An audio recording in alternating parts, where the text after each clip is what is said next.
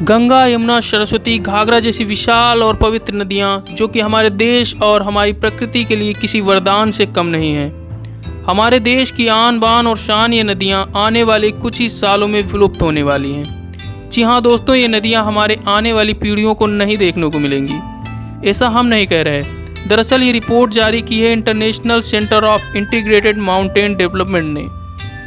ये एक international research organisation team है जो कि वैश्विक स्तर पर भविष्य में आने वाली प्राकृतिक आपदाओं का अध्ययन करती है।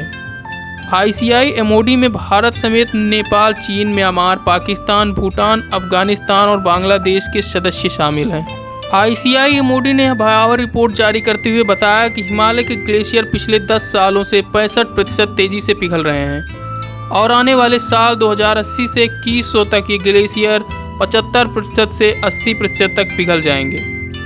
आपको बता दें कि हिमालय पर मौजूद इन ग्लेशियर से भारत, पाकिस्तान, चीन समेत कई एशियाई देशों के 200 करोड़ लोगों को पीने और खेत की सिंचाई के लिए पानी मिलता है।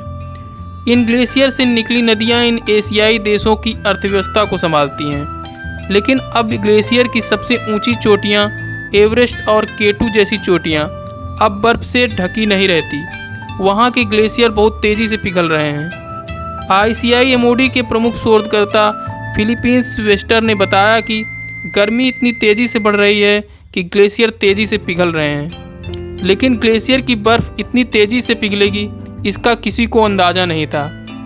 यह बेहद खतरनाक स्थिति है। इसी तरह से पिघलते ग्लेशियर से धरती का तापमान इतना बढ़ेगा कि हम अगले आने वाले 100 सालों में सारे ग्लेशियर और नदियाँ खो देंगे। फिर इतनी बुरी स्थिति होगी जिसकी आप कल्पना भी नहीं कर सकते। इस रिपोर्ट में सबसे भयावह है हिंदुकुश हिमालय की रिपोर्ट। इसमें बताया गया है कि हिंदुकुश हिमालय का इलाका 3500 किलोमीटर का है। यह अफगानिस्तान से लेकर बांग्लादेश, भूटान, चीन, भारत, म्यांमार, नेपाल और पाकिस्तान से होकर गुजरता है। यहाँ से निकलने वाले ग्लेशियरों से निकलने वाली नदियाँ 24 करोड़ लोगों को पानी मिलता है। ये लोग पहाड़ी इलाकों में रहते हैं और इन्हीं नदियों पर इन लोगों का जीवन आश्रित है। इसके अलावा निचले मैदानी इलाकों में रहने वाले 165 करोड़ लोगों को पानी नीचे बहने वाली नदियों से मिलता है।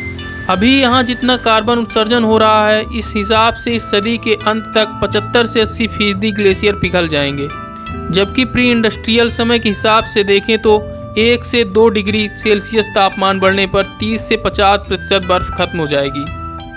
अगर इसी क्रम में तापमान बढ़ता रहा तो पूर्वी हिमालय यानी नेपाल, भूटान के ऊपर का इलाका अपने ग्लेशियर का 75% बर्फ खो देगा। और वहीं तापमान 4% सेल्सियस बढ़ता है तो 80% ग्लेशियर पिघल जाएंगे, जिससे नदियां सूखने लगेंगी और उनका जलस्तर बेहद कम हो जाएगा। तो दोस्तों, इस बढ़ते हुए खतरे के बारे में आपका क्या कहना है कमेंट में ज़रूर बताएं। वीडियो पूरा देखने के लिए आपका दिल से धन्यवाद।